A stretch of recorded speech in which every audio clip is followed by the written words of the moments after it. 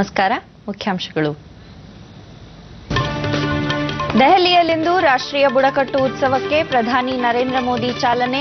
8,000ಕ್ಕೂ ಅಧಿಕ ಪ್ರತಿನಿಧಿಗಳು ಭಾಗಿ. ಜಾಗತಿಕ ಮಾರುಕಟ್ಟೆಯಲ್ಲಿ ಭಾರತಕ್ಕೆ ಮುಂಚೂಣಿ ಸ್ಥಾನ. ಕೈಗಾರಿಕಾ ವಲಯದಲ್ಲೂ ದೇಶ ದಾಪುಗಾಲು. ಎಂ ವೆಂಕಯ್ಯನಾಯ್ಡು.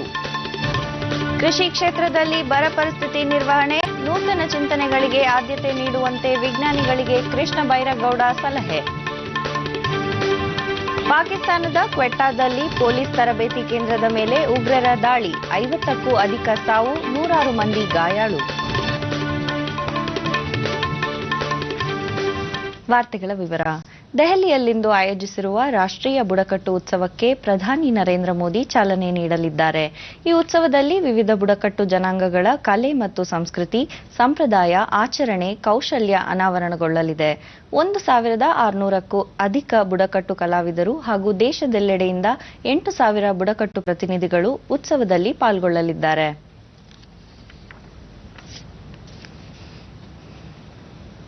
ದೇಶದ ಗಡಿ ರಕ್ಷಣೆ ಕಾರ್ಯದಲ್ಲಿ ನಿರತವಾಗಿರುವ ವೀರ ಯೋಧರಿಗೆ ದೀಪಾವಳಿ ಸಂದೇಶ ರವಾನಿಸುವ ವಿಶೇಷ ಅಭಿಯಾನಕ್ಕೆ ಪ್ರಧಾನಿ ನರೇಂದ್ರ ಮೋದಿ ಚಾಲನೆ ನೀಡಿದ್ದಾರೆ.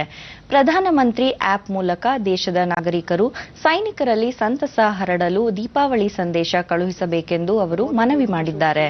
ಅದರಂತೆ ಈಗಾಗಲೇ ಕೇಂದ್ರ ಸಚಿವರಾದ ಸುರೇಶ್ ಪ್ರಭು, ಪಿಯೂಷ್ ಗೋಯಲ್, ಬಾಲಿವುಡ್ ನಟ ನಟಿಯರು, ಖ್ಯಾತ ಪತ್ರಕರ್ತರು ಹಾಗೂ ಗಾಯಕರು ಸೈನಿಕರಿಗೆ ದೀಪಾವಳಿ ಸಂದೇಶ ಕಳುಹಿಸಿದ್ದಾರೆ.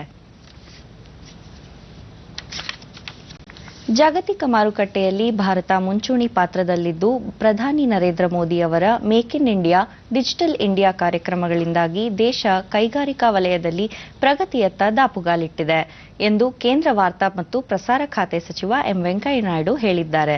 ದೆಹಲಿಯಲ್ಲಿ ಭಾರತೀಯ ಕೈಗಾರಿಕಾ ಒಕ್ಕೂಟ ಏರ್ಪಡಿಸಿದ್ದ ಶೃಂಗಸಭೆ 2016ರಲ್ಲಿ ಪಾಲ್ಗೊಂಡು ಮಾತನಾಡಿದ ಅವರು, ತಮ್ಮ ಸರ್ಕಾರದ ಎಫ್ಡಿಐ ನೀತಿ ಎಂದರೆ ಫಸ್ಟ್ ಡೆವಲಪ್ ಇಂಡಿಯಾ ಎಂಬುದಾಗಿದೆ ಎಂದರು. ಡಿಜಿಟಲ್ ಕ್ಷೇತ್ರದಲ್ಲಿ ಇನ್ನಷ್ಟು ಕ್ರಾಂತಿಯಾಗಬೇಕು. ಯಾವುದೇ ಕಾರ್ಯವನ್ನು ಕೈಗೊಳ್ಳಬೇಕಾದರೆ ಅದನ್ನು ಸವಾಲಾಗಿ ಸ್ವೀಕರಿಸಬೇಕಾಗಿದೆ ಎಂದು ಹೇಳಿದರು. ಭಾರತ ಜ್ಞಾನದ ಖಜಾನೆಯಾಗಿದ್ದು, ಯಾವುದೇ ಸಂಶೋಧನೆ ಕೈಗೊಂಡರೂ ದೇಶದ ಸಂಸ್ಕೃತಿ, ಸಂಪ್ರದಾಯವನ್ನು ಸಂರಕ್ಷಿಸಿಕೊಂಡು ಹೋಗುವುದು ಮುಖ್ಯವಾಗಿದೆ. ಅಂತ್ಯೋದಯದ ತತ್ವ ಬಗ್ಗೆ ನಾವು ಹೆಚ್ಚು ನಂಬಿಕೆ ಹೊಂದಬೇಕೆಂದು ಹೇಳಿದರು. The S&P also has confirmed the same. So the world is looking towards India. So be assured, even the media and the entertainment sector also is going to grow strong. The Indian industry is one of the most vibrant and exciting industries in the world, with its powerful impact on its people and economy. Today, the Indian media landscape presents a very vibrant picture with approximately 800 TV channels. We have 243 private FM channels. We have several TV channels of Doordarshan also. It is not single Darshan. Now Doordarshan also has expanded.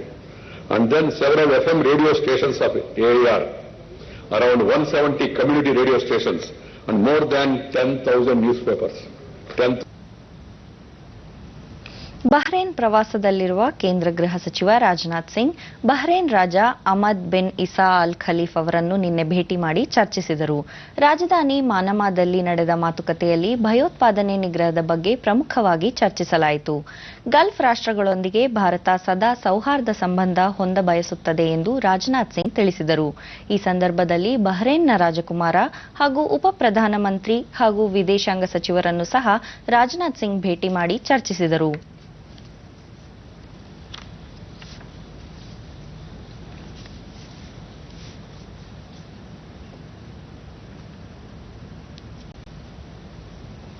ಕೇಂದ್ರೀಯ ಶಿಕ್ಷಣ ಸಲಹಾ ಮಂಡಳಿ ಸಭೆ ಇಂದು ದೆಹಲಿಯಲ್ಲಿ ನಡೆಯಲಿದೆ.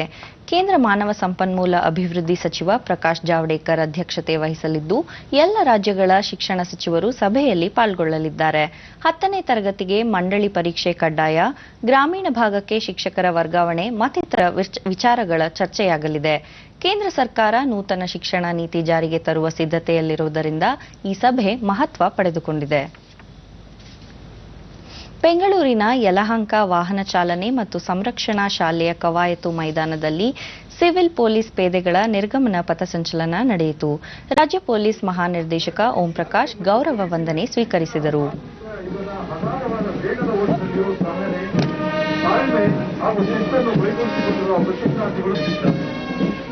ಶಿಸ್ತುಬದ್ಧವಾದ ಶಾಂತಿಯುತವಾದ ಶಿಸ್ತಿನೊಂದಿಗೆ police ಇಲಾಖೆ ಅಂದ್ರೆ ನಂತರ ಈ ಕೇಂದ್ರದಿಂದ ತರಬೇತಿ ಪಡೆದು ಪೊಲೀಸ್ ಠಾಣೆಗಳಲ್ಲಿ ಕಾರ್ಯನಿರ್ವಹಿಸಲು ತೆರಳುತ್ತಿರುವ ನೀವು ಸಾರ್ವಜನಿಕರೊಂದಿಗೆ ಸ್ನೇಹ ಭಾವದೊಂದಿಗೆ ವರ್ತಿಸಬೇಕು, ದೂರು ಹೇಳಿಕೊಂಡು ಬರುವ ಜನರಿಗೆ ಸ್ಪಂದಿಸಬೇಕು ಎಂದು ಕಿವಿಮಾತು ಹೇಳಿದರು. ಪೊಲೀಸ್ ಸೇವೆ ಎಂದರೆ ಒತ್ತಡದ ಬದುಕು ಎಂಬುದು ನಿಜ, ಆದರೆ ನಾವು ಜನರ ಸೇವೆ ಮಾಡುತ್ತಿದ್ದೇವೆ ಎಂಬುದು ನಮ್ಮ ಮನಸ್ಸಿನಲ್ಲಿ ಇರಬೇಕು ಎಂದು ತಿಳಿಸಿದರು. ಯಾವಾಗ ಬರ್ತೀವಿ ಯಾವಾಗ ಹೋಗ್ತೀವಿ ಗೊತ್ತಾಗಲ್ಲ. ಕುಟುಂಬ ವರ್ಗನವರು ಕೂಡ ಬಹಳ ಸಹನೆ ಮಾಡಬೇಕು, ಬಹಳ ತಾಳ್ಮೆಯಿಂದ ಇರಬೇಕಾಗುತ್ತೆ. ಕಾರ್ಯಕ್ರಮದಲ್ಲಿ ಭಾಗವಹಿಸಿದರೆ ಅವರಿಗೂ ಸಹಿತ ಅತ್ಯುತ್ತಮ ತರಬೇತಿ ಪಡೆದವರಿಗೆ ಇದೇ ಸಂದರ್ಭದಲ್ಲಿ ಬಹುಮಾನ ವಿತರಿಸಲಾಯಿತು. 2015ರಲ್ಲಿ ಕಾರವಾರ ಜಿಲ್ಲೆಗೆ ಸಿಪಿಸಿ ನೇಮಕಾತಿ ಹೊಂದಿರುತ್ತಾರೆ. ಇವರ ಸುಪುತ್ರರಾಗಿದ್ದಾರೆ. ಹೊರಾಂಗಣದಲ್ಲಿ ದ್ವಿತೀಯಾಂಗಣದಲ್ಲಿ ಧಾರವಾಡ ಕೃಷಿ ವಿಶ್ವವಿದ್ಯಾಲಯದಲ್ಲಿ ಆಯೋಜಿಸಲಾಗಿದ್ದ 3 ದಿನಗಳ ಜಾಗತಿಕ ಜಲಮೇಳಕ್ಕೆ ಕೃಷಿ ಸಚಿವ ಕೃಷ್ಣ ಬೈರೇಗೌಡ ನಿನ್ನೆ ಚಾಲನೆ ನೀಡಿದರು.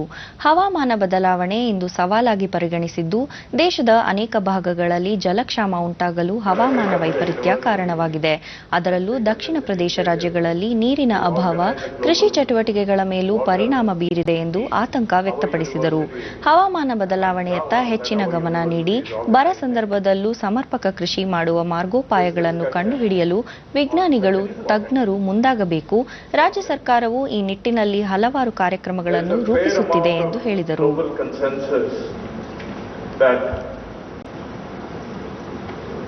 Climate change is the biggest challenge facing humanity today and going forward. Variation in weather likely to be caused by climate change. Already we have noticed that in the last few years there is no predictability to our weather pattern. For centuries farmers were used to a particular farming cycle, and to a great extent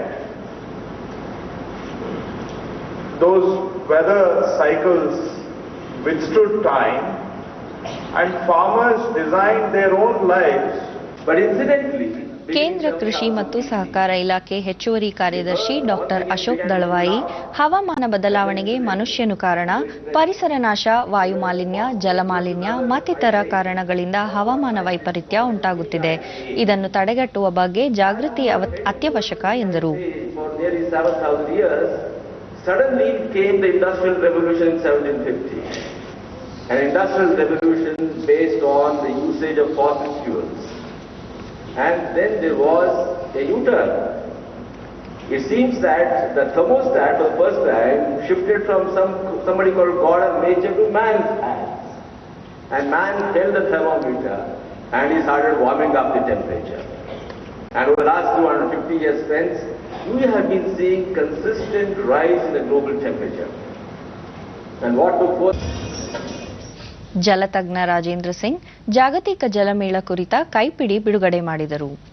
Bhadra ಮೇಲ್ದಂಡೆ ಯೋಜನೆಯ ಚಿತ್ರದುರ್ಗ ಕಾಲುವೆ ಸುರಂಗ ಮಾರ್ಗ ಕಾಮಗಾರಿಗೆ ಸಣ್ಣ ನೀರಾವರಿ ಸಚಿವ TB Jayachandra ನಿನ್ನೆ ಶಂಕುಸ್ಥಾಪನೆ ನೆರವೇರಿಸಿದರು. ಜಿಲ್ಲಾ ಉಸ್ತುವಾರಿ ಹಾಗೂ ಸಮಾಜ ಕಲ್ಯಾಣ ಸಚಿವ ಎಚ್ ಆಂಜನೇಯ ಮತ್ತಿತರರು ಉಪಸ್ಥಿತರಿದ್ದರು. ಭದ್ರಾ ಮೇಲ್ದಂಡೆ ಯೋಜನೆಯಡಿ 29.9 ಟಿಎಂಸಿ ನೀರು ಬಳಕೆ ಮಾಡಿಕೊಳ್ಳಲಾಗುತ್ತಿದ್ದು, ಈ ಯೋಜನೆ 12,343 ಕೋಟಿ ರೂಪಾಯಿ ವೆಚ್ಚದಲ್ಲಿ ಅನುಷ್ಠಾನವಾಗುತ್ತಿದೆ. ಇದನ್ನು ರಾಷ್ಟ್ರೀಯ ಯೋಜನೆಯೆಂದು ಘೋಷಣೆ ಮಾಡಿರುವುದರಿಂದ ಕೇಂದ್ರ ಸರ್ಕಾರದ ನೆರವು ನಿರೀಕ್ಷಿಸಲಾಗಿದೆ. ಸುಪ್ರೀಂ ಕೋರ್ಟ್ ತೀರ್ಪಿನ ಅನ್ವಯ ರಾಜ್ಯದಲ್ಲಿ ಯಾವುದೇ ನೀರಾವರಿ ಯೋಜನೆಗಳಿಗೆ ತಡೆ ಇಲ್ಲದಂತಾಗಿದ್ದು, ಭದ್ರಾ ಯೋಜನೆಗೂ ಇದ್ದ ಅಡ್ಡಿ ನಿವಾರಣೆಯಾಗಿದೆ ಎಂದು ಹೇಳಿದರು. ಸದಾ ಬರಗಾಲ ಎದುರಿಸುತ್ತಿರುವ ಮಧ್ಯ ಕರ್ನಾಟಕ ಜಿಲ್ಲೆಗಳಿಗೆ ಭದ್ರಾ ಮೇಲ್ದಂಡೆ ಹಾಗೂ ಎತ್ತಿನಹೊಳೆ ಯೋಜನೆಗಳ ಮೂಲಕ ನೀರು ಒದಗಿಸುವ ಮಹತ್ವಾಕಾಂಕ್ಷಿ ಯೋಜನೆಯನ್ನು ಸರ್ಕಾರ ಕೈಗೆತ್ತಿಕೊಂಡಿದೆ ಎಂದು ತಿಳಿಸಿದರು. ಚಾಮರಾಜನಗರ ಜಿಲ್ಲಾ ಪಂಚಾಯತ್ ಸಭಾಂಗಣದಲ್ಲಿ ನಿನ್ನೆ ಜಿಲ್ಲಾ ಉಸ್ತುವಾರಿ ಸಚಿವ ಎಚ್ಎಸ್ ಮಹದೇವ್ ಪ್ರಸಾದ್ ಕರ್ನಾಟಕ ಅಭಿವೃದ್ಧಿ ಕಾರ್ಯಕ್ರಮಗಳ ಪ್ರಗತಿ ಪರಿಶೀಲನಾ ಸಭೆ ನಡೆಸಿದರು. ಸರ್ಕಾರದ ಕಾರ್ಯಕ್ರಮಗಳ ಅನುಷ್ಠಾನದಲ್ಲಿ ನಿರೀಕ್ಷಿತ ಪ್ರಗತಿಯಾಗದ ಬಗ್ಗೆ ಅಸಮಾಧಾನ ವ್ಯಕ್ತಪಡಿಸಿದ ಅವರು, ಕಾಲಮಿತಿಯಲ್ಲಿ ಯೋಜನೆಗಳನ್ನು ಜನರಿಗೆ ತಲುಪಿಸುವ ನಿಟ್ಟಿನಲ್ಲಿ ಕೆಲಸ ಮಾಡುವಂತೆ ಸೂಚಿಸಿದರು. ಚಾಮರಾಜನಗರ ಹಾಗೂ ಗುಂಡ್ಲುಪೇಟೆ ತಾಲೂಕಿನ ಹಳ್ಳಿಗಳಿಗೆ ನದಿ ಮೂಲದಿಂದ ಶಾಶ್ವತವಾಗಿ ನೀರು ಪೂರೈಸುವ ಬಹುಗ್ರಾಮ ಕುಡಿಯುವ ನೀರು ಯೋಜನೆಯನ್ನು ಡಿಸೆಂಬರ್ ಅಂತ್ಯದೊಳಗೆ ಪೂರ್ಣಗೊಳಿಸುವಂತೆ ತಿಳಿಸಿದರು. ಬರ ಹಿನ್ನೆಲೆಯಲ್ಲಿ ಜಿಲ್ಲೆಯಲ್ಲಿ ಕುಡಿಯುವ ನೀರು, ಮೇವು ಪೂರೈಕೆಯನ್ನು ಸಮರ್ಪಕವಾಗಿ ನಿರ್ವಹಿಸಬೇಕಿದೆ. ಮೇವು ಬೆಳೆಯಲು ನೀರಿನ ಅನುಕೂಲ ಹಾಗೂ ಸಿಬ್ಬಂದಿ ಇರುವ ಫಾರಂಗಳನ್ನು ಗುರುತಿಸಬೇಕು. ವಸತಿ ಯೋಜನೆಗಳಿಗೆ ಅಗತ್ಯವಿರುವ ನಿವೇಶನ ದೊರಕಿಸಿಕೊಡಲು ಜಿಲ್ಲಾ ಪಂಚಾಯತ್ ಮುಖ್ಯ ಕಾರ್ಯನಿರ್ವಾಹಕ ಅಧಿಕಾರಿಗಳು ಸಭೆ ಕರೆದು ಅಗತ್ಯ ಮಾರ್ಗದರ್ಶನ ನೀಡಬೇಕು ಎಂದರು.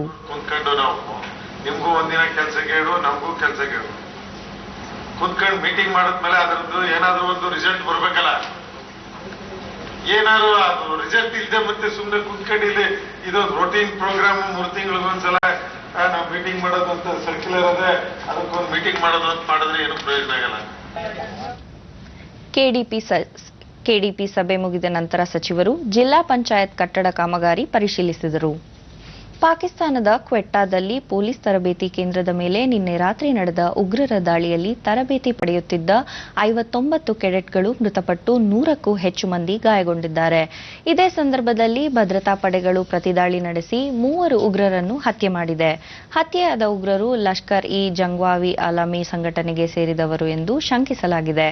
ಉಗ್ರರು ದಾಳಿ ನಡೆಸಿರುವ ಪೊಲೀಸರು ತರಬೇತಿ ಕೇಂದ್ರದಲ್ಲಿ 700 ಮಂದಿ ತರಬೇತಿ ಪಡೆಯುತ್ತಿದ್ದರು ಎಂದು ಹೇಳಲಾಗಿದೆ. ಘಟನೆಯನ್ನು ಖಂಡಿಸಿರುವ ರಕ್ಷಣಾ ಸಚಿವ ಮನೋಹರ್ ಪಾರಿಕ್ಕರ್ ಮೃತ ಪೊಲೀಸರಿಗೆ ಸಂತಾಪ ಸೂಚಿಸಿದ್ದಾರೆ. ಭಾರತ ಯಾವುದೇ ರೀತಿಯ ಹಿಂಸೆಯನ್ನು ವಿರೋಧಿಸುತ್ತದೆ ಎಂದು ಹೇಳಿದ್ದಾರೆ. ಯುವ ಸಬಲೀಕರಣ ಮತ್ತು ಕ್ರೀಡಾ ಇಲಾಖೆ ಹಾಗೂ ಗದಗ್ ಜಿಲ್ಲಾಡಳಿತ ವತಿಯಿಂದ 10ನೇ ರಾಜ್ಯ ಮಟ್ಟದ ಸೈಕ್ಲಿಂಗ್ ಚಾಂಪಿಯನ್ಶಿಪ್ ಸ್ಪರ್ಧೆಯನ್ನು ಗದಗ್ನಲ್ಲಿ ಆಯೋಜಿಸಲಾಗಿತ್ತು. ಸೈಕ್ಲಿಂಗ್ ಸ್ಪರ್ಧೆಗೆ ಜಿಲ್ಲಾಧಿಕಾರಿ ಎನ್ಎಸ್ ಪ್ರಸನ್ನಕುಮಾರ್ ಚಾಲನೆ ನೀಡಿದರು. ಸ್ಪರ್ಧೆಯಲ್ಲಿ ರಾಜ್ಯದ ವಿವಿಧ ಜಿಲ್ಲೆಯ ಕ್ರೀಡಾ ಶಾಲೆಗಳ 220ಕ್ಕೂ ಹೆಚ್ಚು ಸ್ಪರ್ಧಿಗಳು ಭಾಗವಹಿಸಿದ್ದರು.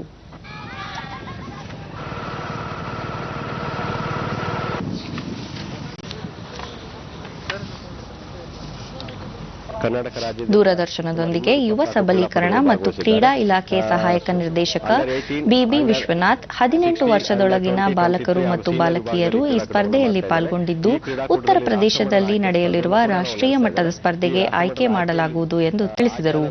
ಕರ್ನಾಟಕದ ಕ್ರೀಡಾಪಟುಗಳು ಉತ್ತರ ಪ್ರದೇಶದಲ್ಲಿ ನಡೆಯತಕ್ಕಂಥ ರಾಷ್ಟ್ರಮಟ್ಟದ ಸೈಕಲ್ ಶಿಪ್ ಅಲ್ಲಿ ಭಾಗವಹಿಸಿದ್ದಾರೆ. ಈ ಸೈಕ್ಲಿಂಗ್ ಸ್ಪರ್ಧೆ ಗದಗ್ ಸ್ಪೋರ್ಟ್ಸ್ ಕ್ಲಬ್ ಅಧ್ಯಕ್ಷ ಜಿಬಿ ಬಾಗಡೆ, ಉತ್ತರ ಕರ್ನಾಟಕದ ಗದಗ್, ಬಾಗಲಕೋಟೆ ಜಿಲ್ಲೆಗಳಲ್ಲೂ ಉತ್ತಮ ಸೈಕ್ಲಿಂಗ್ ಪಟುಗಳಿದ್ದು ಅವರಿಗೆ ಹೆಚ್ಚಿನ ಪ್ರೋತ್ಸಾಹ ನೀಡುವುದು ಅಗತ್ಯ ಎಂದು ತಿಳಿಸಿದರು. 14 ವರ್ಷದೊಳಗಿನ ಸೈಕ್ಲಿಂಗ್ನಲ್ಲಿ ಪ್ರಥಮ ಸ್ಥಾನ ಪಡೆದ ಅಂಕಿತಾ ರಾಥೋಡ್, ನಾಗರಾಜ್ ಸಮಗುಂದ ರಾಷ್ಟ್ರೀಯ ಮಟ್ಟದ ಸ್ಪರ್ಧೆಯಲ್ಲೂ ಪ್ರಥಮ ಸ್ಥಾನ ಪಡೆಯುವ ಬಗ್ಗೆ ಪ್ರಯತ್ನ ನಡೆಸಲಾಗುವುದು ಎಂದರು. 16 ವರ್ಷದೊಳಗಿನ ಸ್ಪರ್ಧೆಯಲ್ಲಿ ಪ್ರಥಮ ಸ್ಥಾನ ಪಡೆದ ವಿಶ್ವನಾಥ್ ಗಾಡದ ಈ ಸ್ಪರ್ಧೆ ಮುಂದೆ ಬೆಳೆಯಲು ಅನುಕೂಲವಾಗಿದೆ ಎಂದು ಹೇಳಿದರು. ಮುಂಬೈ ಷೇರು ಮಾರುಕಟ್ಟೆಯಲ್ಲಿಂದು ಆರಂಭಿಕ ವಹಿವಾಟಿನಲ್ಲಿ ಷೇರು ಸಂವೇದಿ ಸೂಚ್ಯಂಕ ಸೆನ್ಸೆಕ್ಸ್ 91 ಅಂಕಗಳ ಇಳಿಕೆ ನಂತರ 28,087ರಲ್ಲಿ ವಹಿವಾಟು ನಡೆಸುತ್ತಿತ್ತು. ನಿಫ್ಟಿ ಸಹ 22 ಅಂಕಗಳ ಇಳಿಕೆ ನಂತರ 8,686ರಲ್ಲಿತ್ತು. ಈ ಮಧ್ಯೆ ಡಾಲರ್ ಎದುರು ರೂಪಾಯಿ ಮೌಲ್ಯ 8 ಪೈಸೆ ಇಳಿಕೆ ನಂತರ 66.93ರಲ್ಲಿತ್ತು. ಇತ್ತೀಚಿನ ವರದಿ ಬಂದಾಗ ಸೆನ್ಸೆಕ್ಸ್ 74 ಅಂಕಗಳ ಇಳಿಕೆ ನಂತರ 28,105ರಲ್ಲಿ ಹಾಗೂ ನಿಫ್ಟಿ ಸೂಚ್ಯಂಕ 16 ಅಂಕಗಳ ಇಳಿಕೆ ನಂತರ 8,693ರಲ್ಲಿತ್ತು. ಮಲೇಷ್ಯಾದ ಕುವಾಂಟನ್ನಲ್ಲಿ ನಡೆಯುತ್ತಿರುವ ಏಷ್ಯಾ ಚಾಂಪಿಯನ್ಸ್ ಟ್ರೋಫಿ ಹಾಕಿ ಪಂದ್ಯಾವಳಿಯಲ್ಲಿ ಇಂದು ಭಾರತ ಚೈನಾ ತಂಡವನ್ನು ಎದುರಿಸಲಿದೆ. ಈವರೆಗೆ ಟೂರ್ನಿಯಲ್ಲಿ ಆಡಿದ 3 ಪಂದ್ಯಗಳ ಪೈಕಿ ಜಪಾನ್ ಹಾಗೂ ಪಾಕಿಸ್ತಾನ ವಿರುದ್ಧ ಭಾರತ ಜಯ ದಾಖಲಿಸಿ ದಕ್ಷಿಣ ಕೊರಿಯಾ ವಿರುದ್ಧ ಡ್ರಾ ಮಾಡಿಕೊಂಡಿತ್ತು. ಕೊನೆಯಲ್ಲಿ ಮತ್ತೊಮ್ಮೆ ಮುಖ್ಯಾಂಶಗಳು. ದೆಹಲಿಯಲ್ಲಿಂದು ರಾಷ್ಟ್ರೀಯ ಬುಡಕಟ್ಟು ಉತ್ಸವಕ್ಕೆ ಪ್ರಧಾನಿ ನರೇಂದ್ರ ಮೋದಿ ಚಾಲನೆ, 8,000ಕ್ಕೂ ಅಧಿಕ ಪ್ರತಿನಿಧಿಗಳು ಭಾಗಿ. ಜಾಗತಿಕ ಮಾರುಕಟ್ಟೆಯಲ್ಲಿ ಭಾರತಕ್ಕೆ ಮುಂಚೂಣಿ ಸ್ಥಾನ, ಕೈಗಾರಿಕಾ ವಲಯದಲ್ಲೂ ದೇಶ ದಾಪುಗಾಲು, ಎಂ ವೆಂಕಯ್ಯನಾಯ್ಡು. ಕೃಷಿ ಕ್ಷೇತ್ರದಲ್ಲಿ ಬರ ಪರಿಸ್ಥಿತಿ ನಿರ್ವಹಣೆ, ನೂತನ ಚಿಂತನೆಗಳಿಗೆ ಆದ್ಯತೆ ನೀಡುವಂತೆ ವಿಜ್ಞಾನಿಗಳಿಗೆ ಕೃಷ್ಣ ಬೈರೇಗೌಡ ಸಲಹೆ. ಮತ್ತು ಪಾಕಿಸ್ತಾನದ ಕ್ವೆಟ್ಟಾದಲ್ಲಿ ಪೊಲೀಸ್ ತರಬೇತಿ ಕೇಂದ್ರದ ಮೇಲೆ ಉಗ್ರರ ದಾಳಿ, 50ಕ್ಕೂ ಅಧಿಕ ಸಾವು, ನೂರಾರು ಮಂದಿ ಗಾಯಾಳು.